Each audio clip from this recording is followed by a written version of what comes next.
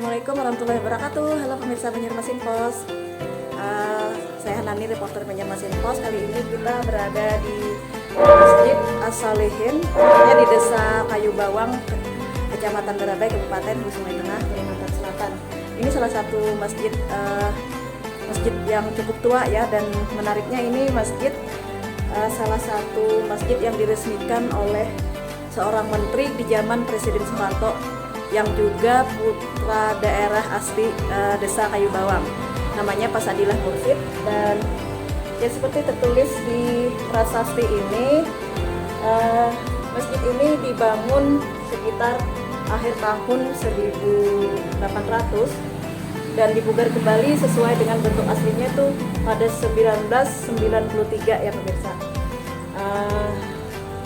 oleh Pak Sadilah Mursid, Menteri Negara Sekretaris Kabinet. Kemudian masjid ini juga diresmikan oleh Menteri Agama pada tahun 1993, namanya Pak Haji Tarmizi Taher ya. Jadi Pak Tarmizi Taher itu Menteri Agama di zaman Presiden Soeharto, datang langsung ke Desa Kayu Bawang ini meresmikan masjid yang dikenal.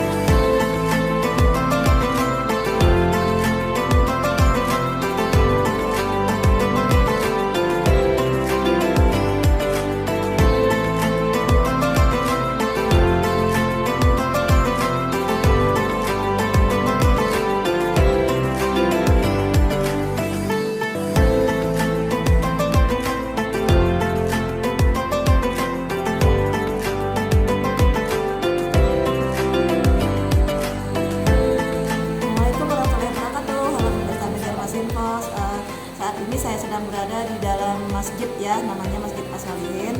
Itu letaknya di Desa Kayu Bawang, Kecamatan Barabai, Kabupaten Hulu Sungai Tengah, Kalimantan Selatan.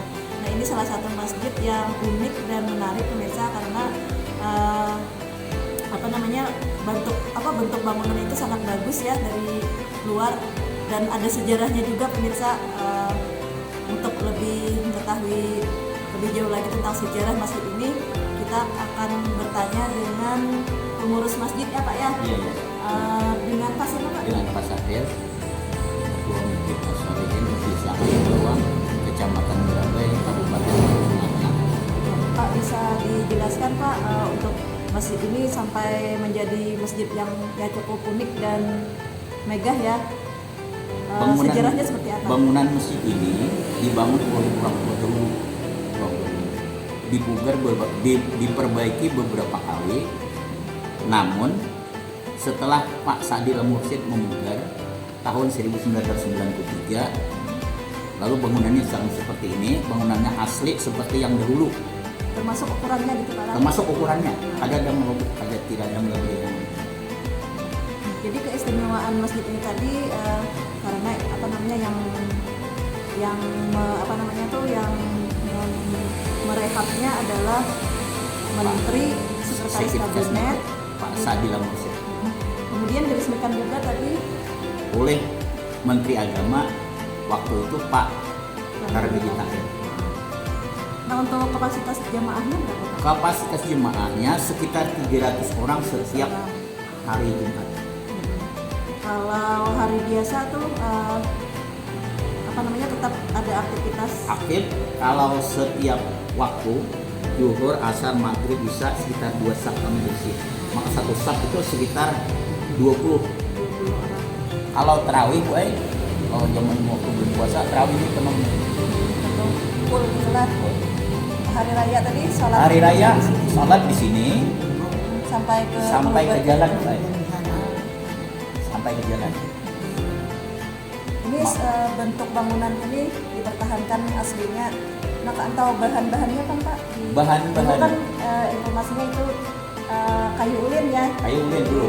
Sekarang Sekarang kayu ulin tidak ada lagi, sekarang sudah ditutup. Lalu diwakafkan kepada masyarakat. Ada yang sekolahan dulu, ada yang kita lakukan itu diwakafkan. Namanya seperti itu. Ada juga yang dilelang Bu Ai. Dilelang.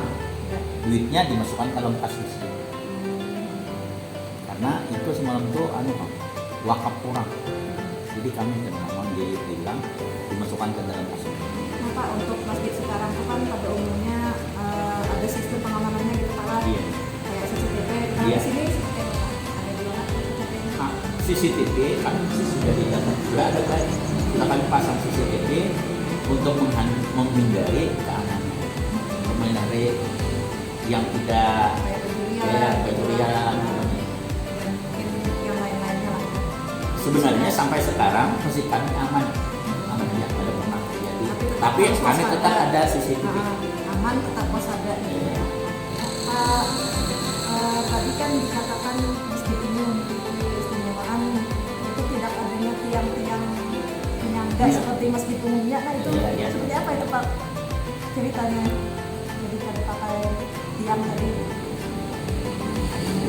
Adalah karena waktu bangun Ulinau kami bingung juga kenapa kita pakai tiang. Karena punya konstruksi yang semua itu insya Allah mereka akan aja atau Pak diadakan. Kami menerima yang adanya, menerima apa adanya ya. Jadi setelah kami sadar, wah kok ada pakai tiang semuanya. Jadi los gitu kan? Terus kan, kalau masjid lain ada tiang lain, ada pakai tiang. Jadi Pak Sadil Mursi sendiri yang bilang tidak akan pakai tiang. Ada bang video mengenalkan ada bang. Pokoknya membangunkan ada pakai tiang tuh ya. Itu kan video semalam video Suprapto. Iya, dari Banjarmasin. Di Banjarmasin. Tapi terbukti sampai sekarang aman-aman. Aman-aman aja.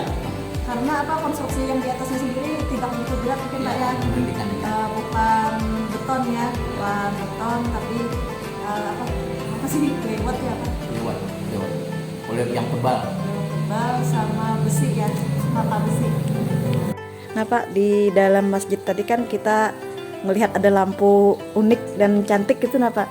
Itu lampunya bantuan dari mana itu Pak? Yang di dalam itu ada lampu, namanya lampu gantung Juana. Wanita namanya disumbangkan oleh Muhammad Atamimi dari Sydney, Australia. Oh, dari Australia lah. Setelah masjidnya dibangun kah Pak? Setelah masjid sudah selesai, Oh, sudah iya. selesai, Sudah selesai bangunan, semuanya. lalu dipakai lampu, dipasang lampu, lalu lampu berubah. Oh, gitu. Jadi sampai sekarang lampunya masih Sampai sekarang berfungsi Pak lah? Masih bagus? masih bisa dipakai Oke. dan kami rawat